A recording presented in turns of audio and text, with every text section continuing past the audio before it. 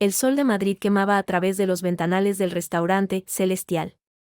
En la azotea del Hotel Ritz. No era un lugar para un brunch casual.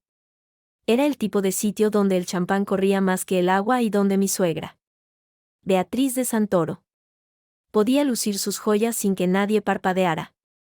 Llevábamos 6 años casados, Rubén y yo. Y cada vez que venía a este tipo de cenas, sentía que me faltaba el aire. No por la altura, sino por la presión. Elena. Cariño. ¿No tomas nada? La voz de Bea era como el tintineo de cristal fino. Demasiado aguda. Demasiado perfecta. Negué con la cabeza. Tenía el estómago revuelto. La noche anterior, Rubén había llegado tarde, oliendo a perfume caro y whisky escocés. No me había tocado. No me había besado. Solo me había dicho, duerme. Mañana es un gran día. Claro que tomará algo, interrumpió Rodrigo. Mi suegro. Sirviendo él mismo una copa de Krug a mi lado. Es una ocasión para brindar. Bea se levantó con dificultad, apoyándose en el respaldo de su silla. Llevaba un vestido de seda color melocotón que le marcaba el torso. Pero no era un torso de embarazada de 5 meses. Era plano. Demasiado plano. El bebé, según su último mensaje de WhatsApp, debía tener el tamaño de una papaya. Yo no veía papaya. Solo veía el contorno de un Spanx. Amigos. Familia, empezó Bea, con voz trémula. Pero sus ojos brillaban con una luz que no era de felicidad, sino de triunfo. Hoy os hemos reunido para compartir una noticia que ha sido un milagro. Rodrigo levantó su copa. Rubén también. Yo permanecí quieta. Bea está embarazada, anunció Rodrigo. Como si estuviera inaugurando un edificio. De 5 meses. El silencio que siguió fue incómodo. La mesa estaba llena de primos, tíos y amigos de la familia que aplaudían con educación. Yo busqué la mirada de Rubén. Estaba sonriendo. Pero sus ojos estaban fijos en su madre. No en mí. ¿Embarazada? Repetí. Mi voz sonó más fuerte de lo que pretendía. Sí. Cariño, dijo Bea, sentándose con un suspiro teatral. A los 52 años. Gracias a la medicina moderna y al apoyo de mi familia. No ha sido fácil. Pero Dios nos ha bendecido. La medicina moderna, mascullé, mirando su vientre. Había un ligero abultamiento. Pero parecía más hinchazón que otra cosa. Recordé mis propias ecografías. La forma en que mi útero se curvaba alrededor de un feto de 10 semanas. Esto no era eso. Rubén finalmente me miró. Su mano buscó la mía bajo la mesa y la apretó. Fuerte. Demasiado fuerte. Era una advertencia. Es una alegría inmensa para todos, continuó Rodrigo, ignorando mi reacción. Y dado que este nuevo miembro de la familia necesitará una base sólida, hemos estado hablando con Rubén. Aquí vino. Lo sentí en mis huesos. Rodrigo sacó un sobre de su chaqueta de lino. No era un sobre normal. Era de cartulina gruesa. Con el membrete de su bufete. Lo deslizó por la mesa hasta mí. Elena. Como esposa de Rubén y miembro integral de esta familia, creemos que es justo que contribuyas al fondo de crianza familiar. Abrí el sobre con dedos que parecían de hielo. Dentro había una carta formal, redactada con el lenguaje legal que tanto amaba Rodrigo. Lo leí en silencio. Pero las palabras gritaban en mi cabeza. Solicitamos una contribución mensual de 30.000 euros durante los próximos 18 años. Destinada a cubrir gastos de manutención, educación y bienestar emocional del menor. ¿30.000 euros? Mi voz cortó el aire como un cuchillo. ¿Al mes? Es una suma simbólica, dijo Bea, con una sonrisa dulce que no le llegaba a los ojos. Piénsalo. Elena. Serás una especie de segunda madre para el pequeño. Tu apoyo es vital. Segunda madre, repetí. Mirando a Rubén. ¿Segunda madre de qué? ¿De tu hermano? ¿O de tu hijo? La pregunta colgó en el aire. Algunos primos se atragantaron con sus croissants. Rodrigo frunció el ceño. Elena. Por favor. No seas vulgar, dijo él. Con ese tono condescendiente que reservaba para los empleados del servicio. Es una cuestión de solidaridad familiar. Es lo que se hace en una familia unida. No en mi familia, solté. Poniéndome de pie. La silla chirrió contra el suelo de mármol. En mi familia. No se obliga a una mujer a pagar por el capricho senil de su suegra. Siéntate. Elena, gruñó Rubén. Sujetándome del brazo. Su agarre era doloroso. No. Saqué mi mano de un tirón. Cogí mi bolso y el sobre con la demanda. Lo miré a él. Al que había amado. Al que había llorado con él por nuestros propios hijos perdidos. Puedes quedarte con tu dinero y con tu milagro. Yo me largo. Caminé entre las mesas. Oía los murmullos a mi espalda. Dramática. Loca. Malcriada. Eran las etiquetas que me ponían cuando no les convenía mi verdad. Al llegar a la puerta, escuché la voz chillona de Bea. Que alguien llame a Rubén. Esto es imperdonable. 30.000 euros. Salí a la calle. El aire de Madrid me golpeó. Caliente y polvoriento. Saqué mi móvil. Tenía un mensaje de Rubén. Vuelve. Por favor. Podemos hablarlo. No arruines esto. No respondí. Bajé la pantalla y bloqueé su número. Luego. Abrí el navegador y busqué vuelos a Valencia. Tenía una corazonada. Sobre todo. Tenía que saber qué había en Valencia. El taxi me dejó frente al portal de nuestro piso en Chamberí. No era un edificio ostentoso como el de los Santoro en Salamanca. Pero era nuestro. O al menos. Eso creía yo. La noche anterior había terminado conmigo vomitando en el baño de un bar después de huir del brunch. Ahora. Con el café de la máquina Nespresso aún amargo en el paladar. Abrí el buzón. Había un sobre grande. De esas dimensiones que solo usan los abogados o los bancos para las malas noticias. Lo rasgué sin ceremonia. Era de Santoro Asociados. Abogados. Por supuesto. Rodrigo no perdía el tiempo. El membrete era azul marino. Elegante y amenazante. Dentro. Además de la carta formal que ya había leído en el restaurante. Había un anexo financiero. Un gráfico de barras que mostraba el crecimiento proyectado del Fondo de Crianza Familiar, si yo aportaba los 30.000 euros mensuales durante 18 años. Habían hecho los cálculos. Incluso incluían el interés compuesto. Hijos de puta, susurré para el vacío del recibidor. Saqué mi móvil. Tenía 7 llamadas perdidas de Rubén y un mensaje de voz. Lo pulsé sin ganas. Elena. Por favor. Contesta. Mamá está destrozada. Dice que si no vuelves a hablar con nosotros, llamará a su cardiólogo. Esto es una locura. Solo queremos que seas parte de la familia. Vuelve a casa. Vuelve a casa. La frase resonó en mi cabeza como un eco hueco. ¿A qué casa? A la casa donde me obligaban a pagar por el bebé de mi suegra. Borré el mensaje. No era una locura. Era una operación quirúrgica. Calculada.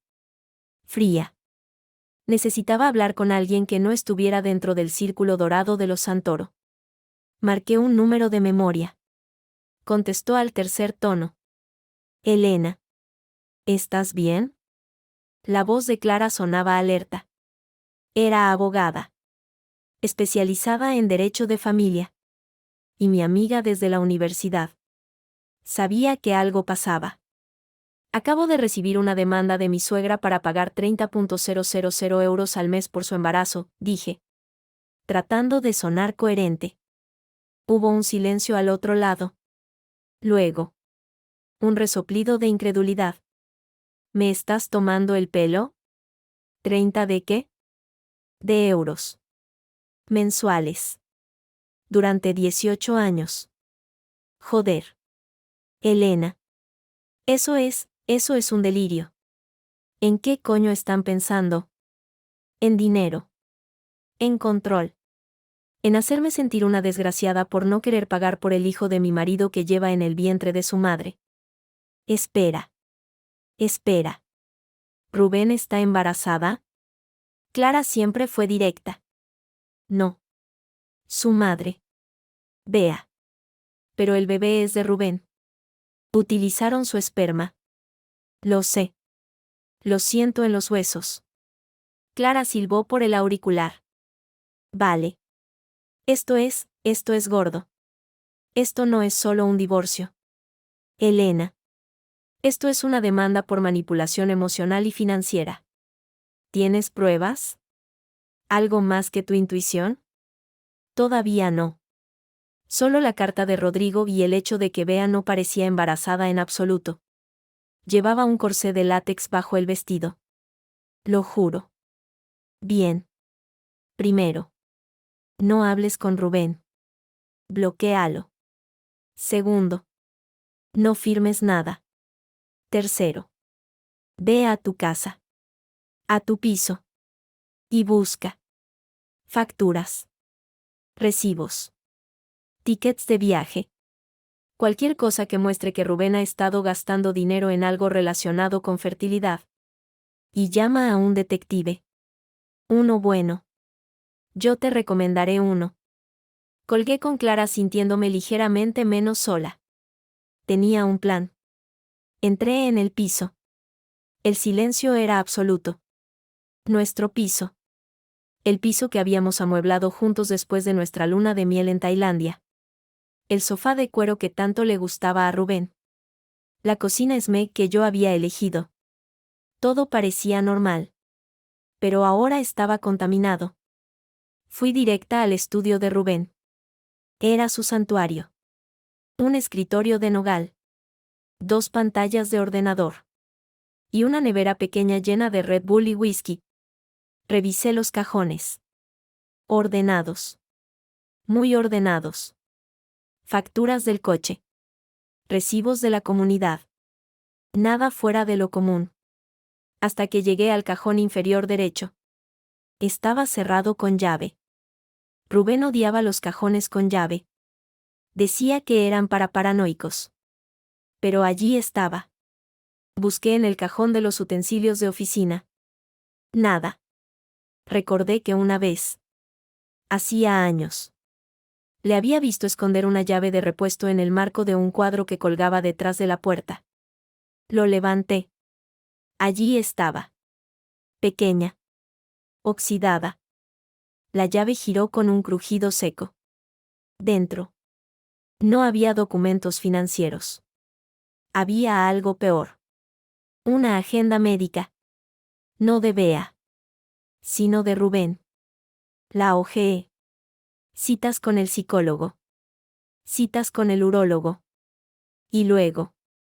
Una anotación a mano. Sin fecha. Pero con un membrete de una clínica.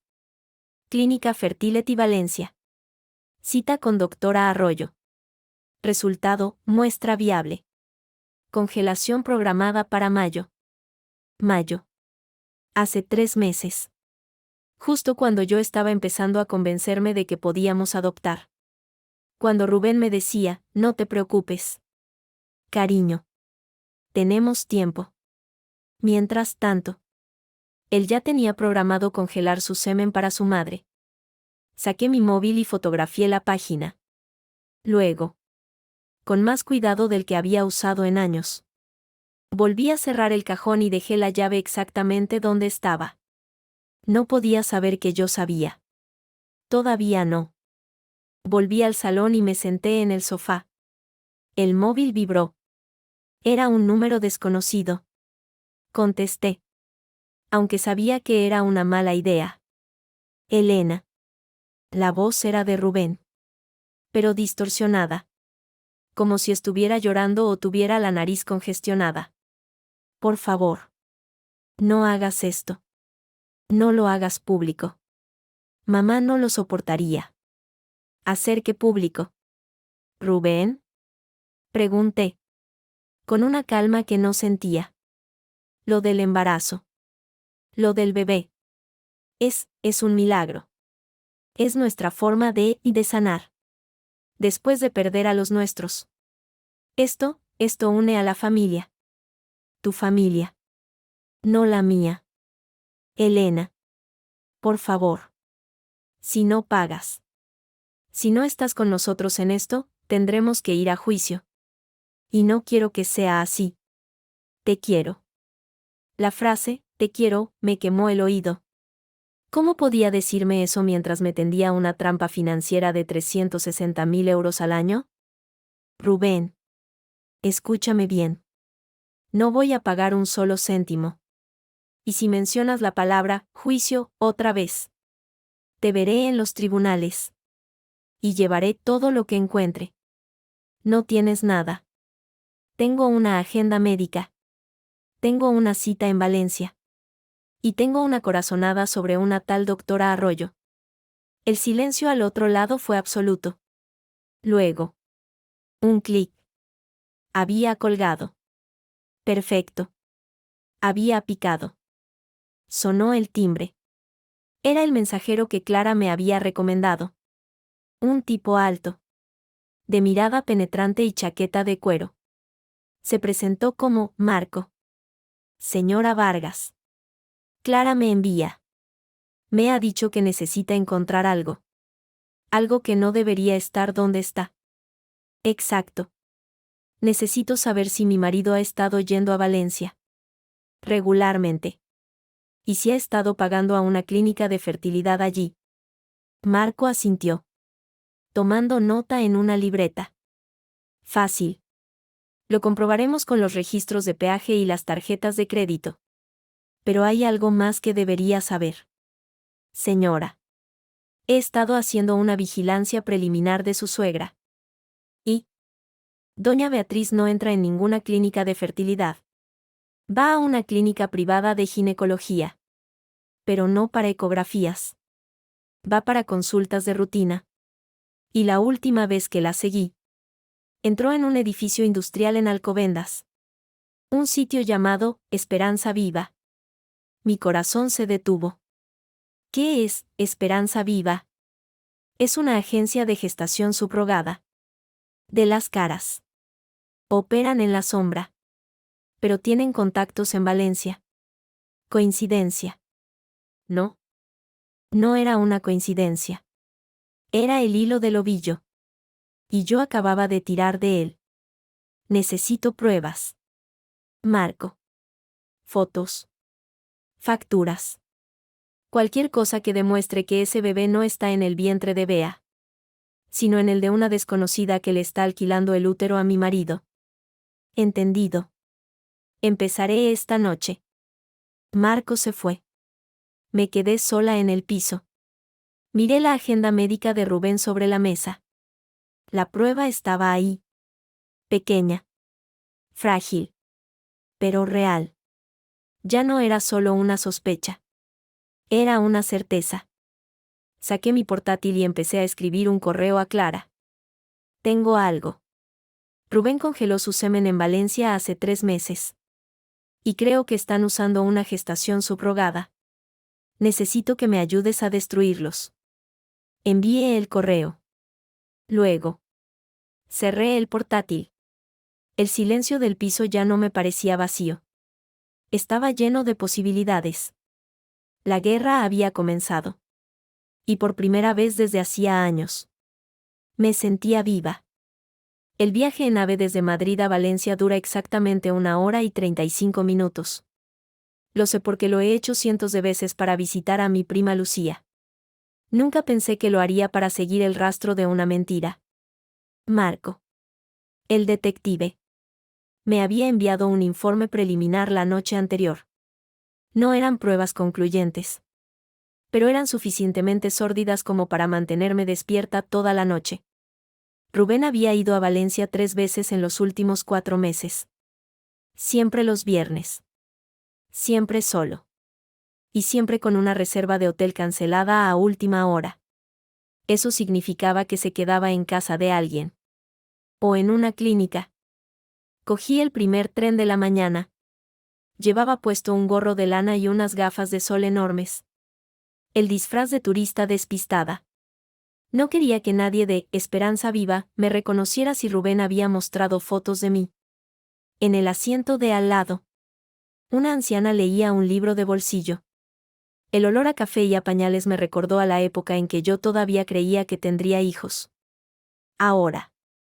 Ese olor me daba náuseas. Llegué a la estación de Joaquín Sorolla a las 9:15. El aire valenciano olía a azahar y a mar, una mentira cruel comparado con el hedor de traición que me envolvía. Tenía la dirección de la Clínica Fertility Valencia, calle de la Paz. 24, un nombre irónico. Caminé por las calles empedradas del Carmen. La clínica era un edificio moderno. De vidrio y acero pulido.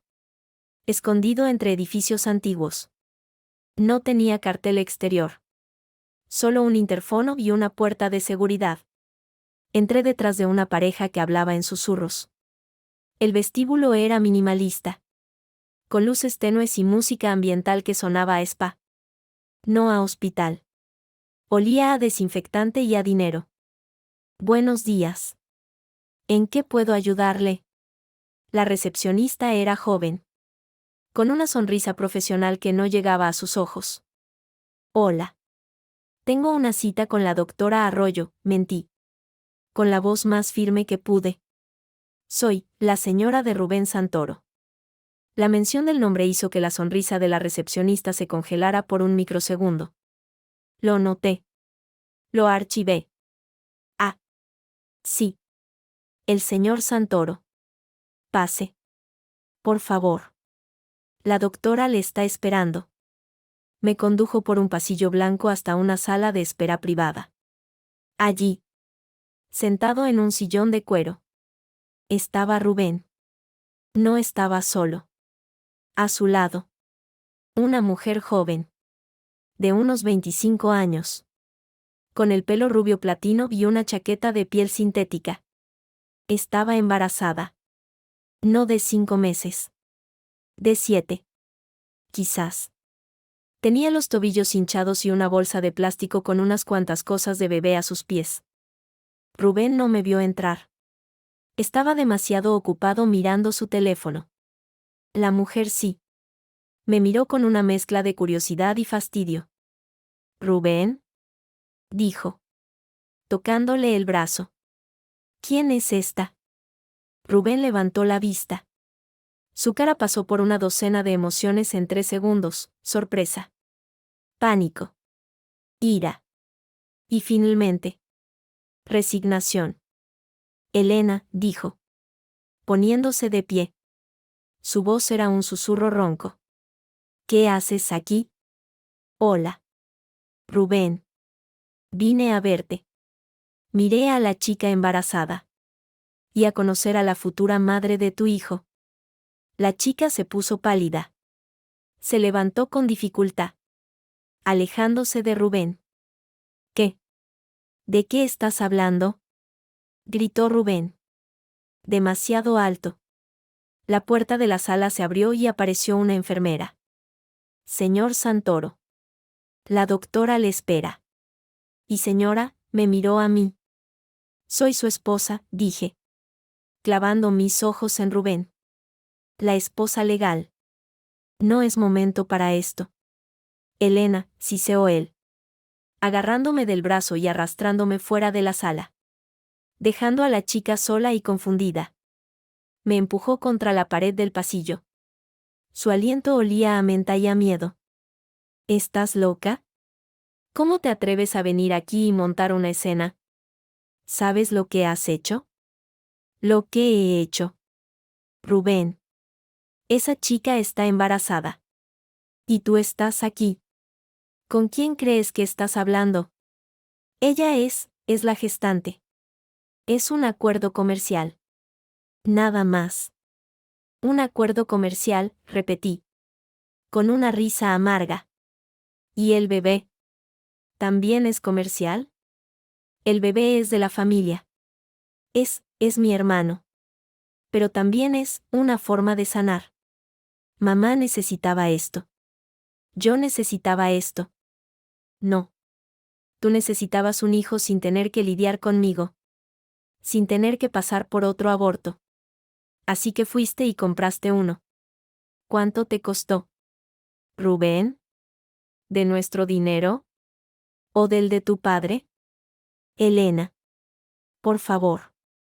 Baja la voz. Esto se puede arreglar. Podemos ir a terapia. Podemos hablarlo como adultos. No. No hay nada que hablar. Quiero pruebas. Quiero el contrato. Quiero saber quién es esa chica y cuánto le estáis pagando. No te lo voy a dar. Entonces me lo inventaré. Usaré a la prensa. Usaré a Clara. Usaré todo lo que tenga. Nos miramos fijamente. En sus ojos no vi amor. Ni siquiera remordimiento. Vi cálculo. Vi a un hombre que acababa de ver su mundo perfecto derrumbarse y que buscaba frenéticamente una forma de reconstruirlo antes de que alguien más lo viera. Vete. Elena. Vete ahora o llamo a seguridad. Ya me voy. Rubén. Pero esto no ha terminado. Esto acaba de empezar. Me di la vuelta y caminé por el pasillo. Con la cabeza bien alta. Oía como Rubén gritaba órdenes a la recepcionista. Salí a la calle. El sol de Valencia me quemó la cara. Saqué mi móvil.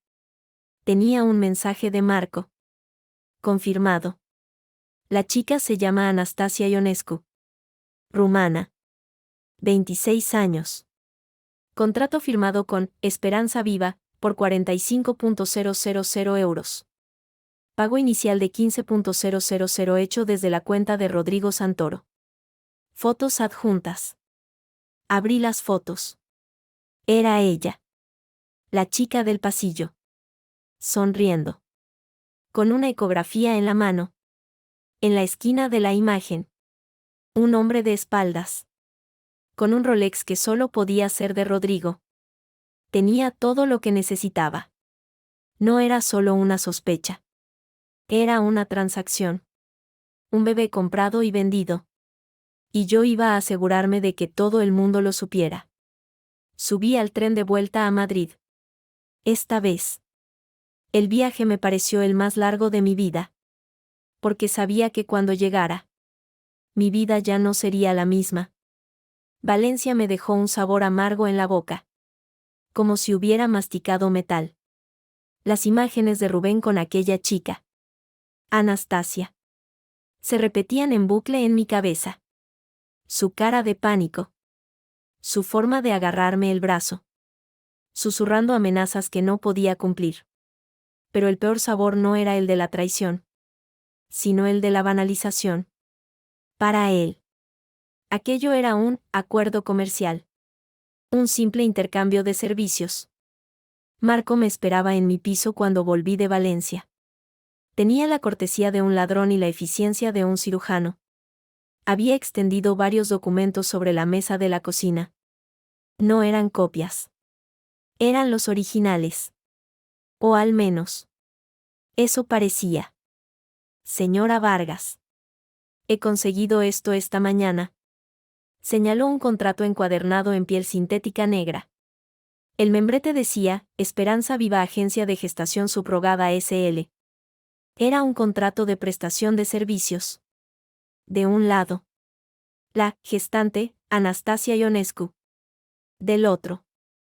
Los comitentes, Beatriz de Santoro y Rodrigo Santoro. Y en una cláusula separada. En letra pequeña, donante de material genético masculino, Rubén Santoro Vargas. Lo he leído 3 veces, dijo Marco. Encendiendo un cigarrillo electrónico. Es legalmente complejo. La gestante recibe 45.000 euros.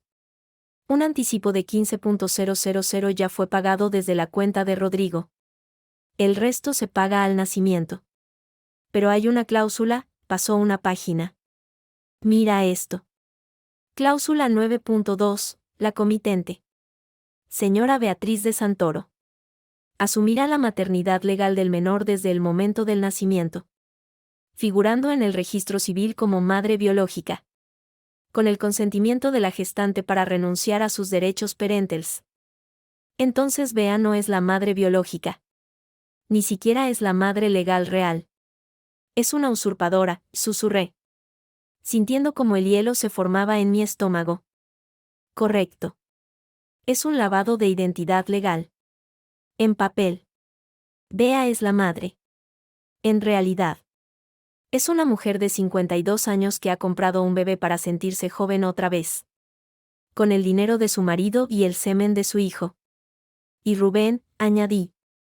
Con voz hueca. Rubén es el padre. Es su hermano y su hijo. Genéticamente. Sí.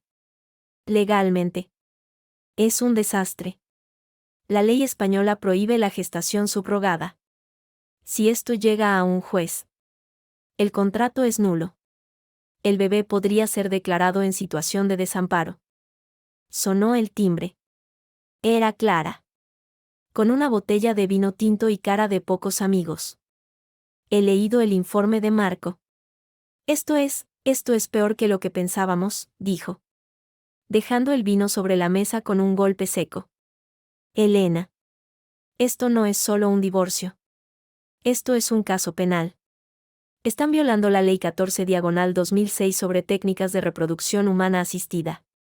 Podemos denunciarlos. No quiero denunciarlos todavía, dije, apretando el contrato. Quiero que sufran. Quiero que se arrodillen y me pidan perdón antes de destruirlos. Eso es muy telenovela tuya, respondió Clara. Pero había un brillo de admiración en sus ojos. Bien. Entonces jugaremos al ajedrez. Cada movimiento. Una estocada. Primero.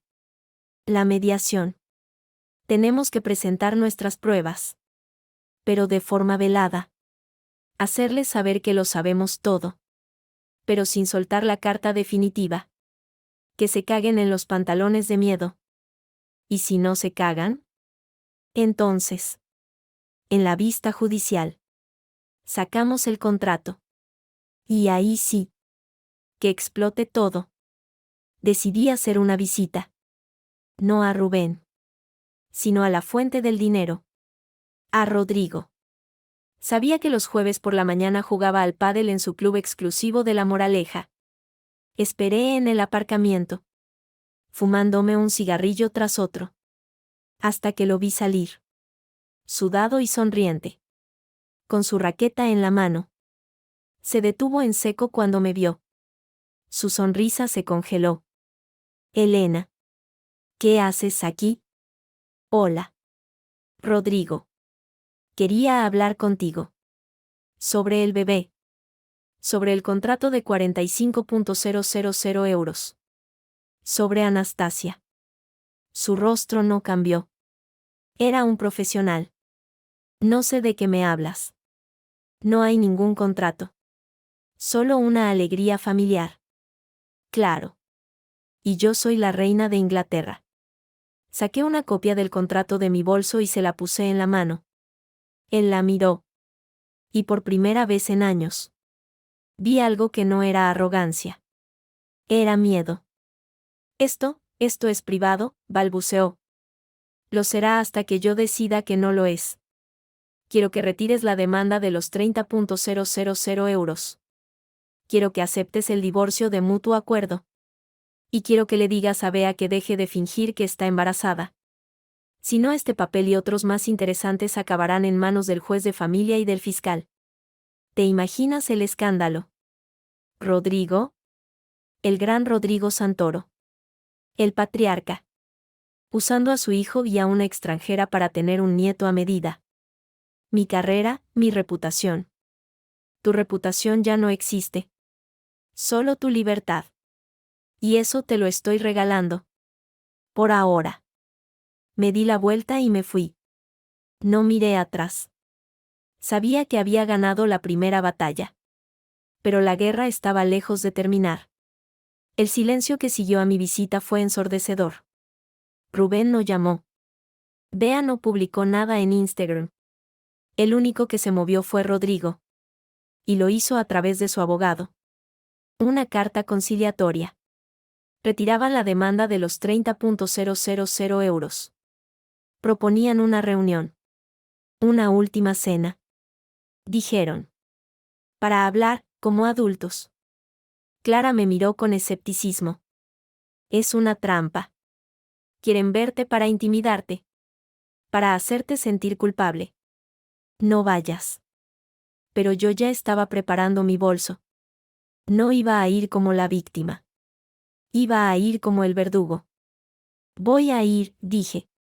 Con una calma que me sorprendió a mí misma. Pero esta vez. No iré sola. Irás tú. Clara. Y llevaremos micrófonos. Que conste en acta todo lo que digan. El aire en el centro de mediación familiar de la calle Ferraz olía a ambientador de limón y a miedo contenido. Era un lugar diseñado para la reconciliación. Pero yo no iba a reconciliarme con nadie. Iba a enterrarlos. Clara llevaba su traje de chaqueta negro. El que reservaba para los juicios de alto perfil. Yo llevaba un vestido azul marino. Sobrio. Con el cuello alto. Nada que delatara la tormenta que llevaba dentro. La sala era pequeña. Con una mesa de madera de haya y sillas de plástico incómodas. Al frente. La mediadora. Una mujer de mediana edad con gafas de pasta y una carpeta gruesa. A su izquierda. Los Santoro. Rodrigo con un traje Armani. Intentando parecer accesible. Bea con un vestido de flores que la hacía parecer una abuela de novela. Con las manos protectoramente posadas sobre su vientre, que seguía estando sospechosamente plano. Rubén entre ellos. Con cara de haber dormido 3 horas. Buenos días, saludó la mediadora. Con una sonrisa forzada. Somos conscientes de que este es un proceso difícil para todas las partes. El objetivo de hoy es explorar vías de acuerdo y evitar un litigio más largo y doloroso. Totalmente de acuerdo, dijo Rodrigo. Con su tono de vozarrón paternal. Mi familia y yo estamos aquí para buscar la paz. Elena. Cariño. Gracias por venir. Ignoré su saludo. Miré directamente a la mediadora. Señora mediadora. Vengo a esta mesa con la mente abierta. Pero también con pruebas concretas de actividades que considero ilegales y moralmente reprobables. No busco paz. Busco justicia. Bea soltó un gemido teatral. ¡Ay! Dios mío. Aquí vamos otra vez con las acusaciones. Solo queríamos hablar del futuro del bebé. Justamente. El futuro del bebé. Clara tomó la palabra. Con una calma letal. Señor Santoro. En su escrito inicial mencionan un fondo de crianza familiar de 30.000 euros mensuales. ¿Podría detallar de dónde saldrá ese dinero? ¿De cuentas conjuntas? ¿De bienes gananciales? Rodrigo se removió en su silla. Eso es una cuestión privada. El dinero es nuestro. El dinero que usted ha estado usando para pagar a una agencia de gestación subrogada en Valencia. ¿No es así? Solté de repente. Sin apartar la mirada de Bea. El silencio fue absoluto. Bea palideció. Rubén abrió la boca. Pero no salió ningún sonido. ¿De qué está hablando? Consiguió articular Rodrigo. Con un hilo de voz. Lo sabe perfectamente. Anastasia Ionescu. 26 años. Rumana. 45.000 euros. Cláusula 9.2 del contrato que firmaron. Saqué una copia del contrato de mi carpeta y la dejé sobre la mesa con un suave clic. No era el original. Pero parecía auténtico. Y ellos no lo sabían. La mediadora. Sorprendentemente. No intervino. Se limitó a mirar a los Santoro con atención renovada. Eso es falso, dijo Bea. Pero su voz temblaba. Es más que falso. Es ilegal, intervino Clara. Pasando un folio a la mediadora. Señora mediadora. La Ley Española 14/2006 prohíbe taxativamente la gestación subrogada. Cualquier contrato de este tipo es nulo de pleno derecho. Además, estamos hablando de un caso de tráfico de menores en potencia. La señora Santoro no es la madre biológica. Es una usurpadora legal. No es una usurpadora, gritó Rubén, levantándose. Es su nieto. Es mi hermano. Es una bendición. Es un negocio. Rubén, dije, mirándolo por primera vez en semanas. Su rostro estaba descompuesto. Una máscara de miedo y rabia. Un negocio que pagaste con nuestro futuro. Elena. Por favor, suplicó. Con los ojos llenos de lágrimas falsas. No hagas esto. Piensa en la familia. Ya no tengo familia aquí. Mi familia es la que me apoya. Y mi familia me dice que esto es una monstruosidad. La mediadora carraspeó, recuperando el control de la sala. Señores Santoro.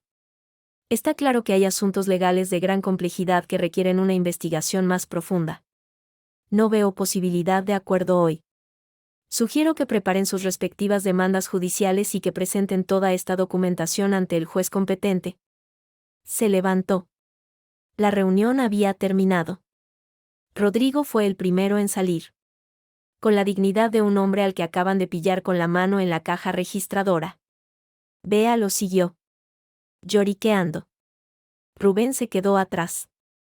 Se acercó a mí. Su voz era un susurro ronco.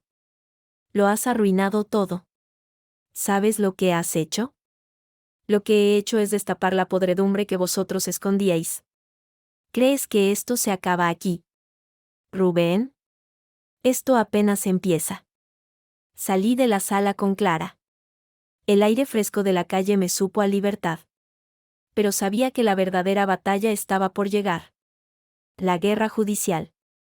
Y esta vez, no habría marcha atrás. La sala del juzgado de primera instancia número 42 de Madrid era más pequeña de lo que imaginaba. Olía a papel mojado y a desinfectante industrial. No había ventanas. Era una caja de hormigón diseñada para contener secretos y gritos. A mi derecha. Clara repasaba por enésima vez los documentos. Con la concentración de un cirujano antes de una operación a corazón abierto. A mi izquierda. Los Santoro. Rodrigo parecía haber envejecido 10 años en una semana.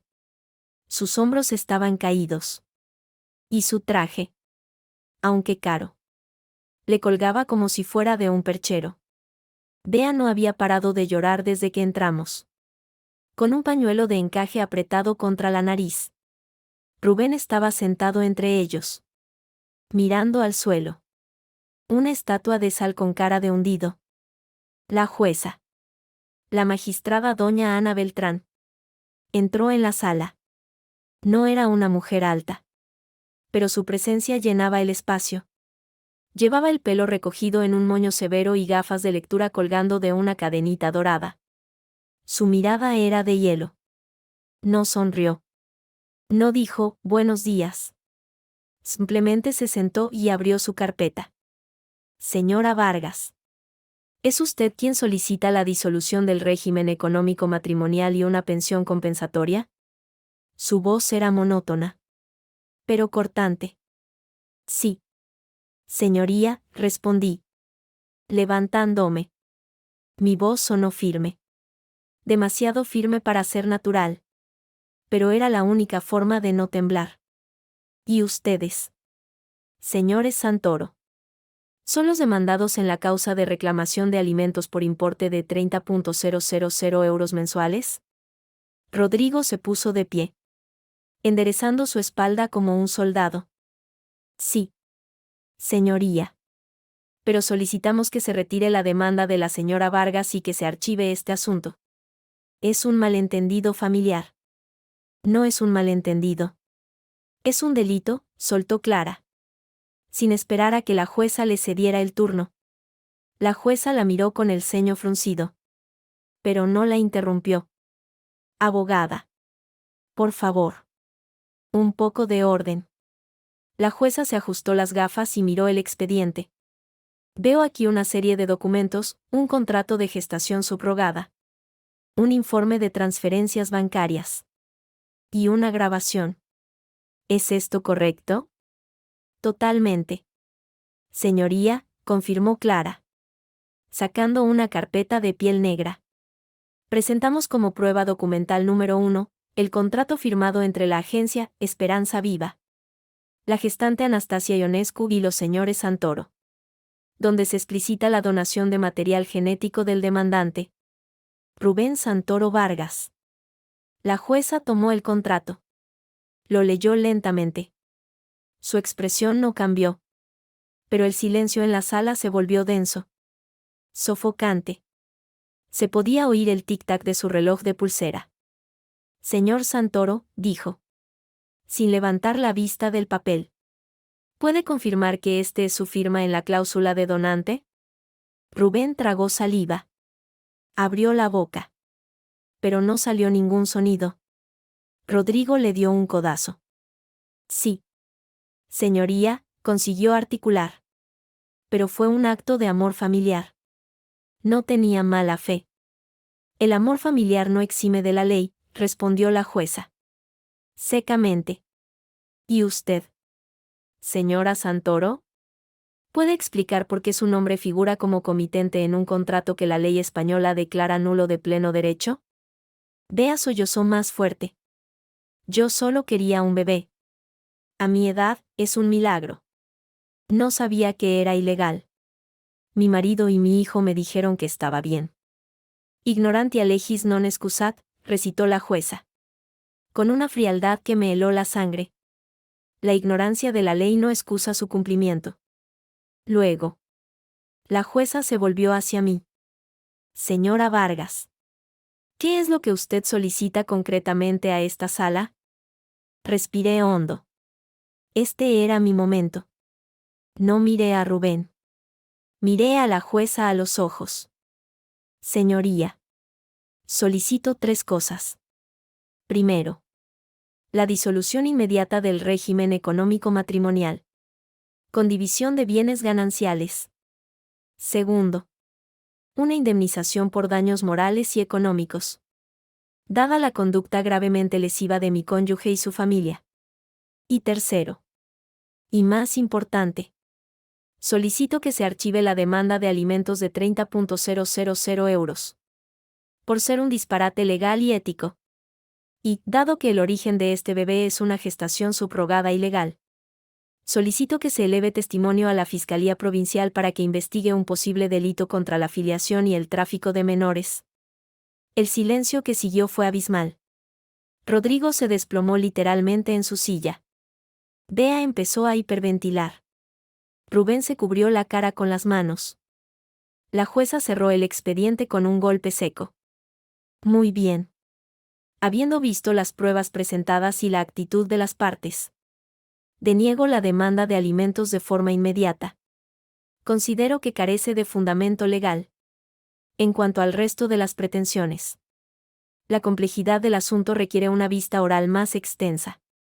Señalamos juicio para el próximo mes de septiembre. Y hizo una pausa. Mirando fijamente a Rodrigo, sugiero encarecidamente a la parte demandada que busquen un acuerdo con la demandante. Porque si esto llega a juicio con estas pruebas sobre la mesa, no solo perderán el pleito, sino que podrían perder mucho más. La sesión se levantó. Salimos de la sala como alma que lleva el diablo. Clara me abrazó en el pasillo. Lo hemos hecho. Le hemos metido el miedo en el cuerpo. Pero yo no sentía euforia. Sentía un vacío inmenso. Miré hacia atrás. Rubén estaba arrodillado en el suelo del pasillo, con la cabeza entre las manos. Su madre lo abrazaba, llorando. Y su padre, Rodrigo, Se alejaba con paso firme. Pero con la espalda rota. La guerra no había terminado. Solo había empezado la segunda fase. Y esta vez, el campo de batalla sería el escarnio público. Septiembre llegó con un calor sofocante que ahogaba Madrid. El mes de la vista oral se acercaba.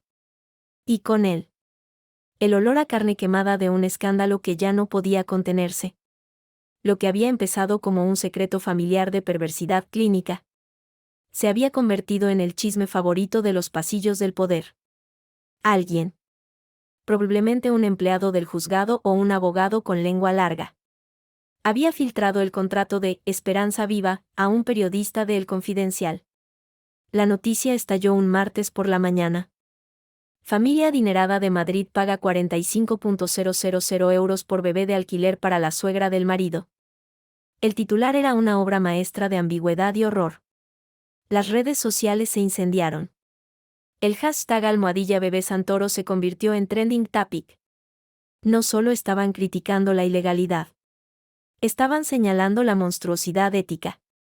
La idea de que un hombre de 36 años hubiera pagado para que su propia madre gestara a su hijo era demasiado perturbadora para el imaginario colectivo.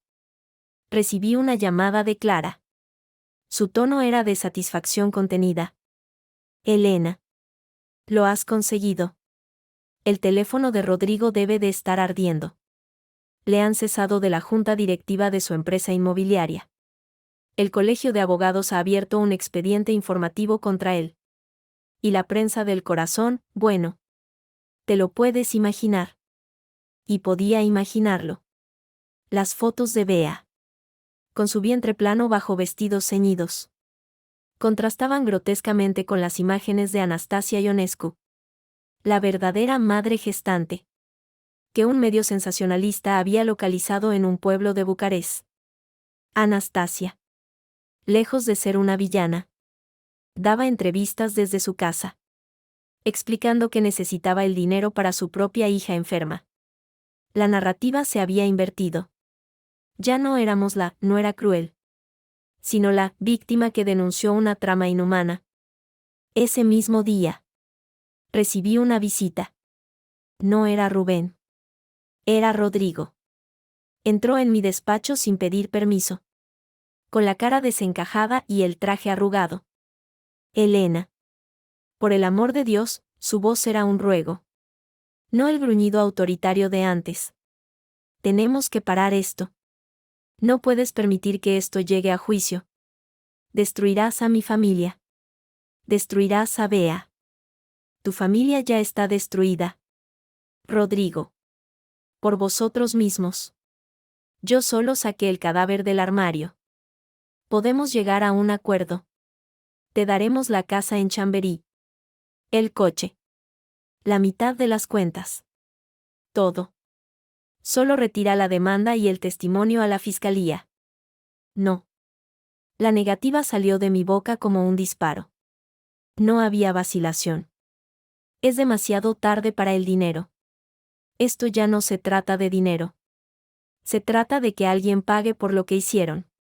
Bea va a ir a la cárcel por fraude documental. ¿Lo sabías? Falsificar un registro de nacimiento es un delito. Ella no lo sabía. Yo le dije que. Tú le dijiste.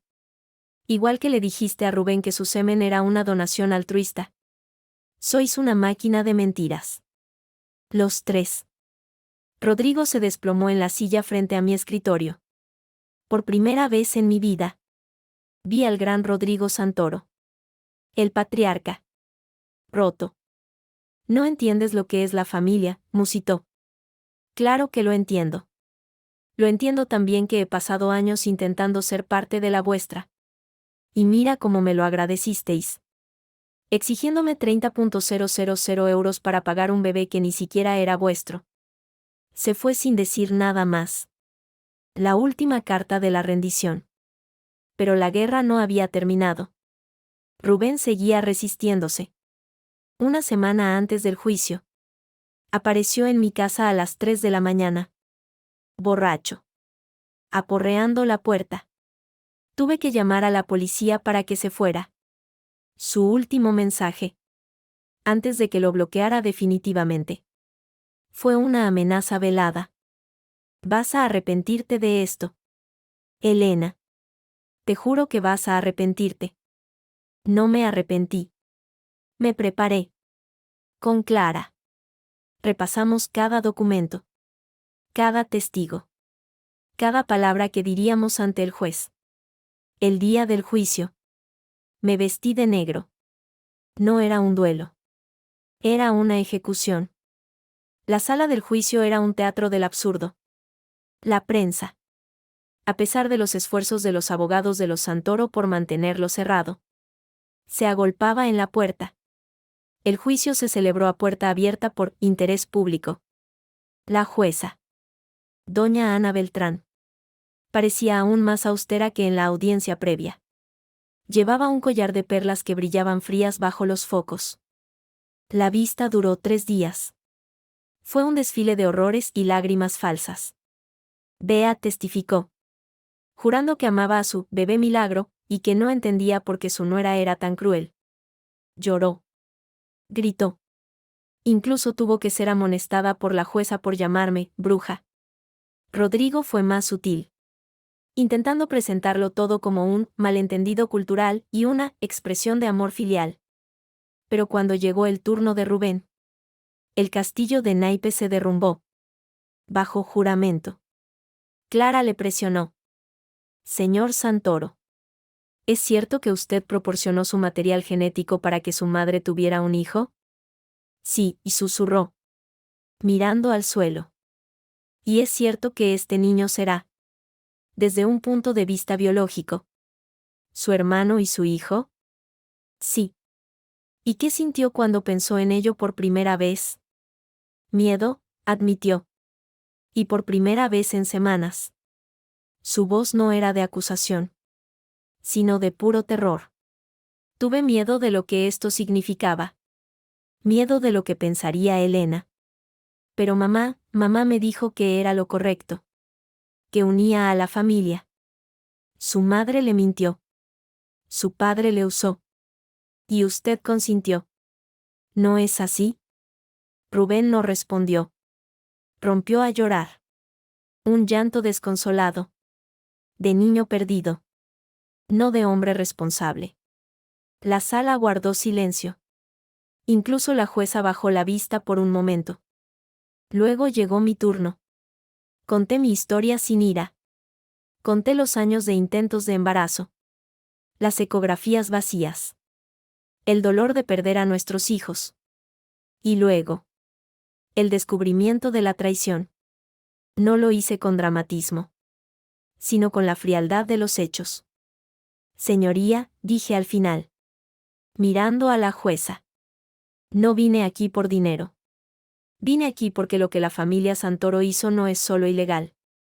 Es una perversión de la naturaleza y de los lazos humanos. Me pidieron que pagara 30.000 euros por un bebé que es producto de un incesto tecnológico. No puedo ser cómplice de eso. No puedo callar. El veredicto llegó 2 semanas después. Fue demoledor. Divorcio, concedido de forma inmediata por causa de conducta gravemente lesiva de los deberes conyugales. Económico, disolución del régimen ganancial. Me fue otorgada la totalidad del piso de Chamberí, valorado en 750.000 euros, y una indemnización de 150.000 euros por daños morales. Alimentos. La demanda de los 30.000 euros fue desestimada de plano y calificada de abusiva y carente de toda base legal y ética. Penal. El juez elevó testimonio a la Fiscalía Provincial para investigar un posible delito de tráfico de menores y falsedad documental. La prensa lo celebró como una victoria histórica para los derechos de las mujeres en los procesos de divorcio complejos. Me llamaron la heroína que destapó el bebé de alquiler de la suegra. Pero yo no sentía heroicidad. Sentía un vacío inmenso. El día que recibí la sentencia, hice las maletas. Vendí el piso de Chamberí. Con el dinero, compré un pequeño apartamento en el barrio de Coyoacán, en Ciudad de México. Necesitaba sol. Necesitaba distancia. Necesitaba olvidar el olor a mentira de Madrid. Una tarde. 6 meses después. Recibí un último paquete. Sin remitente. Dentro. Una foto. Era Anastasia Ionescu con un bebé rubio en brazos. Y una nota escrita a mano. El bebé está bien. Lo he criado yo. Lo hemos llamado Rubén. Gracias por salvarnos. Ah. No lloré. No sentí rabia. Solo un inmenso cansancio. Guardé la foto en un cajón. No era mío. Nunca lo fue. Apagué mi móvil español para siempre. Miré por la ventana. El sol de México calentaba la terraza. Por primera vez en años. El silencio no era opresor. Era paz. Una paz que yo misma había construido.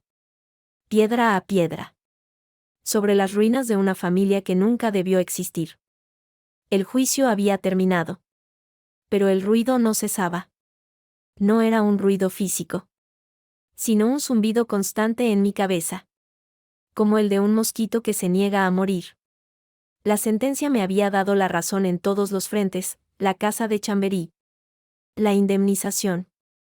La nulidad del contrato de alquiler. Pero el silencio de mi piso. Ahora mío y solo mío. Era ensordecedor. Me mudé a México en noviembre. El sol de la Ciudad de México era diferente al de Madrid, más suave. Filtrado por la contaminación y la bruma del altiplano. Compré un pequeño departamento en Coyoacán. Cerca del mercado de Frida Kahlo. Pensé que el cambio de aires me curaría. Estaba equivocada. El cuerpo se muda. Pero la mente se queda anclada en el lugar del trauma. Empecé a recibir correos electrónicos. No de Rubén. Ni de Rodrigo. De desconocidos. Gente que se hacía llamar periodistas de investigación, ofreciéndome dinero por la historia completa. Spam. Lo borraba todo. Pero uno se coló. Era de una ONG en Bucarest, Rumanía.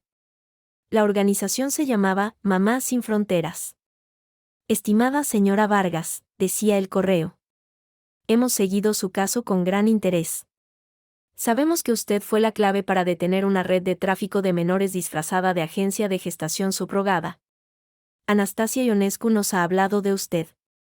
Necesitamos su testimonio para cerrar el caso en Rumanía. El bebé, al que llamaron Rubén, está con ella. Pero la agencia, Esperanza Viva, sigue operando.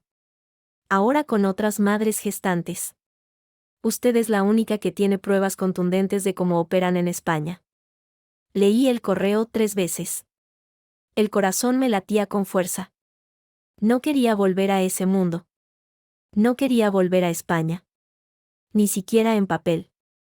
Pero algo en la palabra Anastasia me detuvo. Pensé en la foto que había recibido. En su mirada cansada pero firme. Ella no era una villana. Era una víctima que había conseguido salvar a su hijo de una trampa. Decidí responder. No con promesas. Sino con una pregunta: ¿qué necesitan exactamente? La respuesta llegó en forma de videollamada. Una mujer de unos 40 años.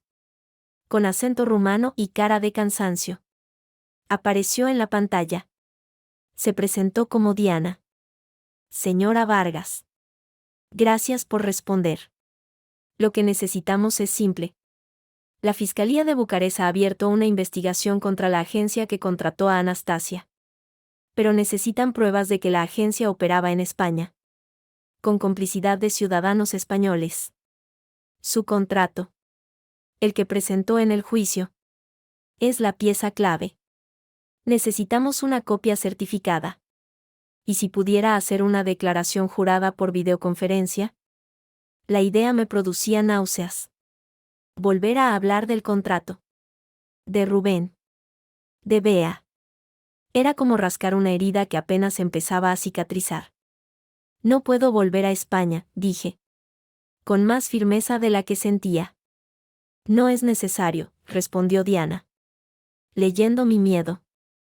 Todo se puede hacer a distancia. Pero si se niega. La agencia seguirá operando. Y habrá más nestaches. Más bebés vendidos. Colgué la llamada sintiéndome enferma. Era mi responsabilidad. Yo ya había ganado mi guerra. ¿Por qué tenía que librarla de los demás? Pero la imagen de Anastasia no me dejaba dormir. Y la de Rubén. El bebé. Convertido en una moneda de cambio. Esa noche. Soñé que estaba en el juzgado de Madrid. Pero no era la jueza Beltrán quien presidía. Era Bea. Estaba embarazada. Con un vientre enorme y grotesco. Y se reía de mí. Ganaste. Elena.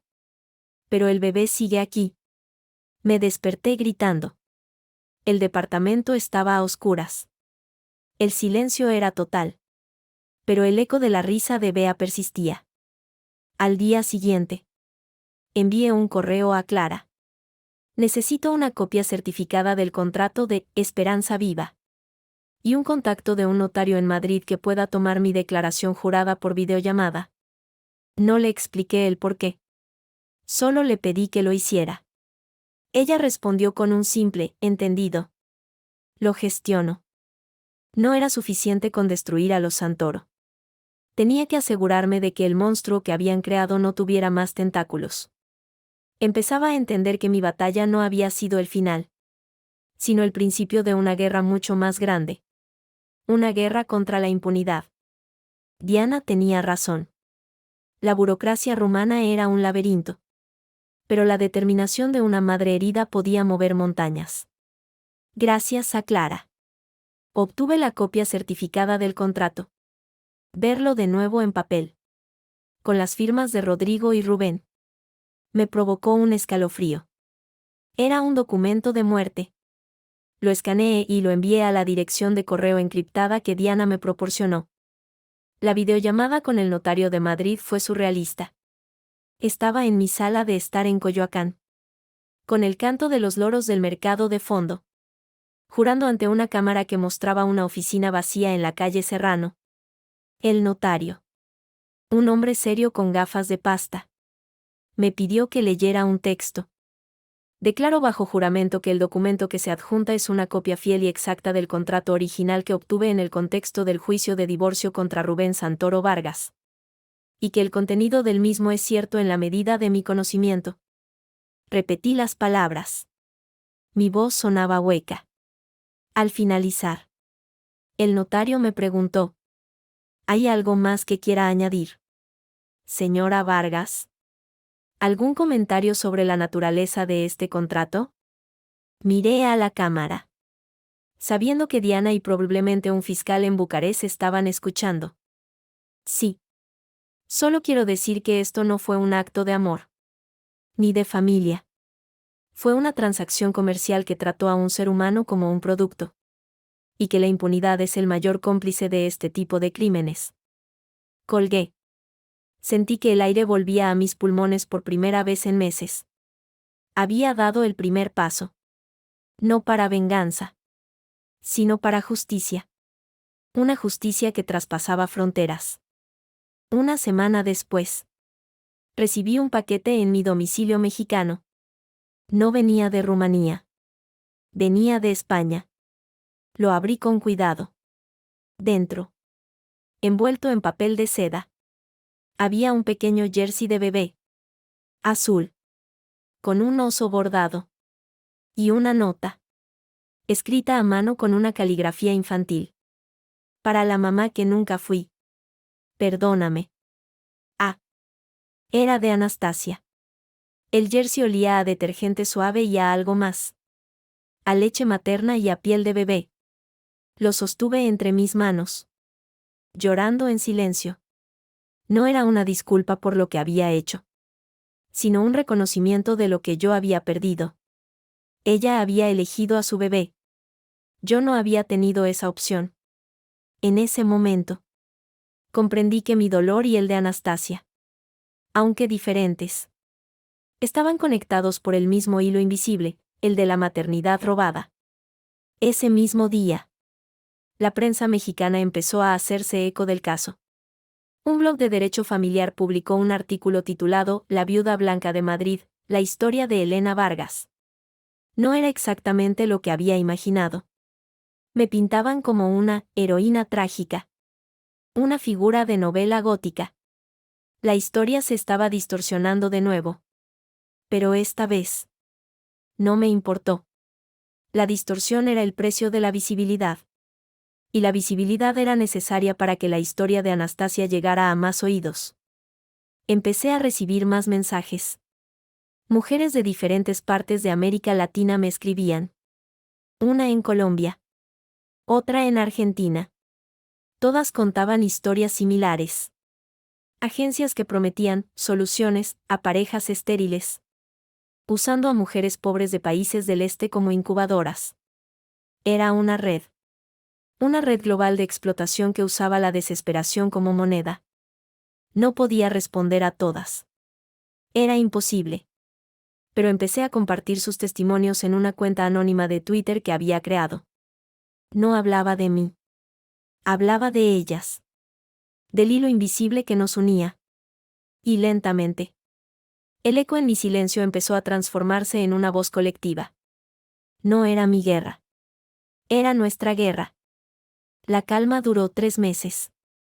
El invierno llegó a Ciudad de México con un frío húmedo que calaba los huesos.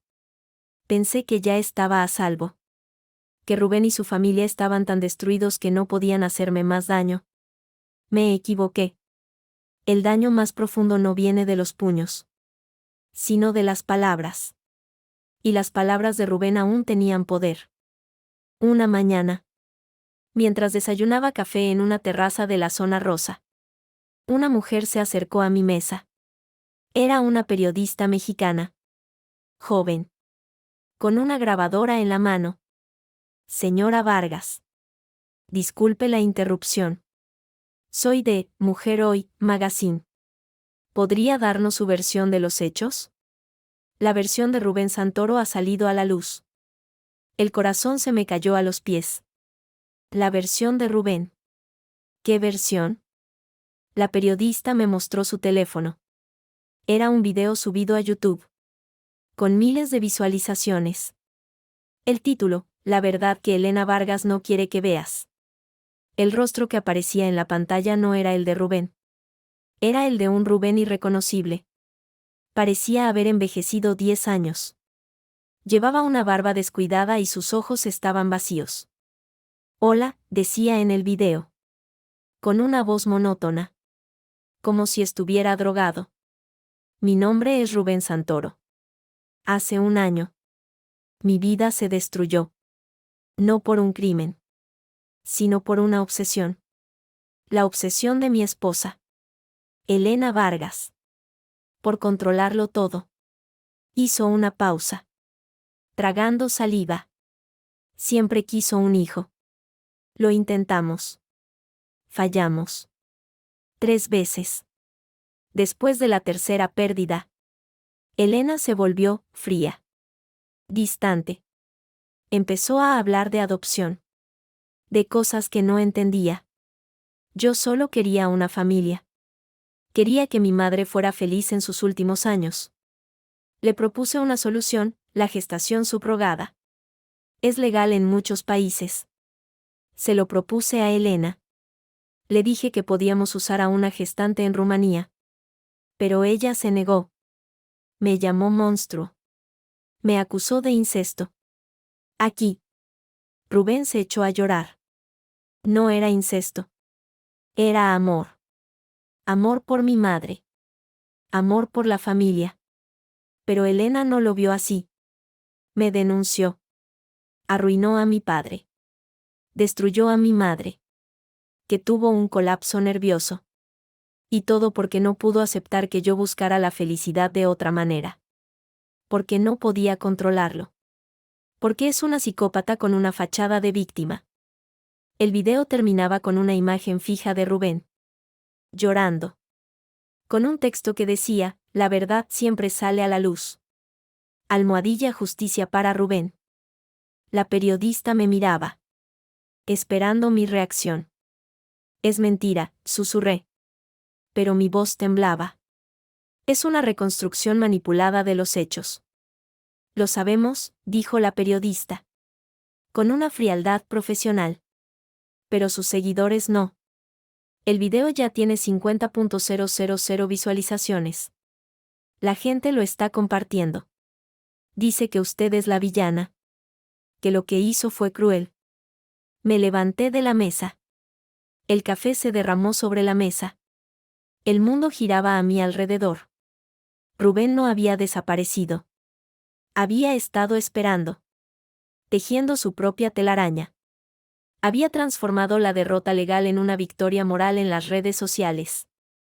Había invertido los roles. Yo. La acusadora. Era ahora la acusada. Volví a mi departamento corriendo. Cerré la puerta con llave. Encendí el ordenador. El video de Rubén se había replicado en decenas de cuentas. Había comentarios en español. En inglés. En rumano. Pobre hombre. Elena es una bruja. La gestación subrogada no es un crimen. Esto es censura feminista. La máquina de propaganda de los Santoro estaba en marcha de nuevo. Y esta vez era más peligrosa. Porque se disfrazaba de libertad de expresión. Llamé a Clara. Histérica. ¿Cómo lo ha hecho? ¿Cómo ha podido subir eso? Elena. Cálmate, dijo Clara. Con su voz de abogada. Es una locura. Un video sin pruebas. Sin contexto. Es su palabra contra la tuya. Y tú tienes una sentencia judicial que respalda tu versión. Pero la gente no lee sentencias. Lee titulares. Ve videos. Clara. Me están destruyendo la vida aquí. No puedo salir a la calle. Entonces no salgas. Prepara una respuesta. Una refutación punto por punto. Y demanda a YouTube por difamación. Es nuestro derecho. Pero mientras hablaba con Clara, sabía que era una batalla perdida. La guerra digital no se ganaba con demandas. Se ganaba con narrativas. Y la narrativa de Rubén. La de el hombre bueno castigado por una mujer malvada. Era más potente que la mía. Era una historia universal. La mía era compleja. Legal. Sucia. Nadie quería escuchar la verdad. Querían un villano y una víctima. Y Rubén se había asegurado de que yo fuera la villana. Esa noche. No pude dormir. Cada vez que cerraba los ojos, veía el rostro lloroso de Rubén en la pantalla. Y por primera vez desde el juicio, sentí miedo. Miedo real. Porque la justicia legal podía encerrar el cuerpo. Pero la justicia social podía encerrar el alma. Y mi alma estaba a punto de ser condenada sin juicio. La respuesta de Clara fue rápida y contundente. Publicamos un comunicado de prensa. Adjuntando la sentencia completa del juez Beltrán. Denunciamos el video de Rubén por difamación y solicitamos su retirada a YouTube. Pero fue como tratar de detener una avalancha con una pala. El video seguía circulando. Y con él, una oleada de odio se descargó sobre mí. Empecé a recibir amenazas de muerte en mi correo electrónico y en los comentarios de mis redes sociales. Vuelve a España y te arrancaremos el corazón. Decían. Psicópata. Asesina de familias. Mi número de teléfono se filtró. Empecé a recibir llamadas a las 3 de la mañana. No contestaba. Pero el teléfono vibraba incansable. Una sirena de alarma que no se apagaba nunca. La vida en Ciudad de México se volvió un infierno. No podía ir al supermercado. Ni a un café. Sin sentir las miradas. Una vez. En una farmacia. Una mujer me señaló y le dijo a su hija, mira. Esa es la mala de la historia del bebé. El miedo me paralizó. Salí corriendo. Lloré en el baño de un Starbucks durante una hora. Mi mundo se redujo a las 4 paredes de mi departamento. Me volví paranoica. Cubrí las cámaras de mi portátil con cinta adhesiva. Desconecté el timbre. Vivía como una reclusa. El sol de México, que alguna vez fue mi salvación, se convirtió en un recordatorio de que estaba atrapada en un país que no era el mío. Sola. Con un pasado que no me dejaba en paz. Una tarde, recibí una videollamada de Diana. Desde Rumanía. Su rostro no era el de la esperanza, sino el del agotamiento. Elena. Lo siento mucho. He visto el video. La fiscalía aquí está presionada. El abogado de Rubén ha enviado una copia del video a nuestro fiscal general. Argumentan que el proceso en Rumanía es una persecución injusta, basada en las mentiras de una mujer perturbada. Están usando tu propia historia para atacarte. ¿Y el caso de Anastasia? Pregunté. Con la voz rota. Sigue adelante. Pero la opinión pública aquí también se está polarizando. Hay quienes apoyan a Rubén. Dicen que es un padre que solo quería un hijo. Elena. Creo que has ganado la batalla legal. Pero estás perdiendo la guerra moral. Y eso es lo que más les importa a ellos. Colgué el teléfono. Me senté en el suelo del salón, abrazando mis rodillas. El departamento estaba en silencio. Un silencio que ya no era paz, sino aislamiento. Había ganado la sentencia. Pero había perdido mi reputación. Mi tranquilidad. Mi vida. ¿Valía la pena? ¿Había valido la pena destruir a los Santoros y el precio era mi propia destrucción? Entonces. Sonó el timbre. Un timbre que no había sonado en semanas. Me quedé inmóvil. El corazón en la garganta. ¿Quién podía ser? ¿La policía? ¿Alguien peor? Miré por la mirilla. No era nadie que conociera. Era una mujer mayor. Con el pelo blanco recogido en un moño. Llevaba un abrigo de lana y sostenía un ramo de flores blancas. Flores de duelo. No abrí. Esperé. La mujer no se fue. Volvió a presionar el timbre. Una vez. 2. 3 veces. Luego. Dejó el ramo en el felpudo y se fue. Esperé una hora antes de abrir la puerta. Recogí las flores. No había tarjeta. Solo las flores. Y una sensación de irrealidad. Volví adentro. Cerrando la puerta con llave. Las flores olían dulce. Demasiado dulce. Como el perfume de Bea. Como el olor a mentira. Puse las flores en la mesa. Las miré. Y entonces lo entendí. Esto no se acababa nunca. No con un juicio. Ni con una sentencia. Ni con un video. Era un ciclo. Un veneno que se transmitía de generación en generación. Bea lo había hecho a Rubén. Y Rubén lo estaba haciendo a mí. No podía seguir corriendo. No podía seguir escondiéndome. Tenía que hacer algo radical. Algo que no fuera una demanda. Ni un comunicado. Ni una refutación. Algo que rompiera el ciclo de una vez por todas. Encendí el ordenador. No para escribir una queja, sino para escribir la última palabra. Una carta abierta. No a Rubén.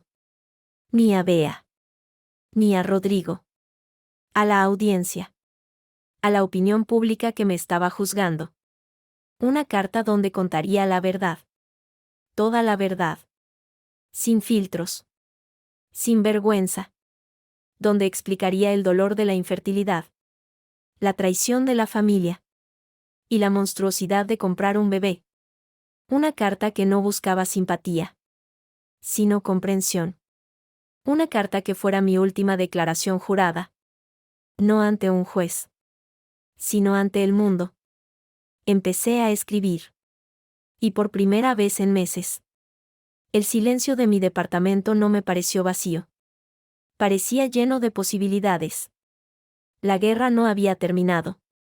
Acababa de empezar su última y más importante batalla. La batalla por el alma.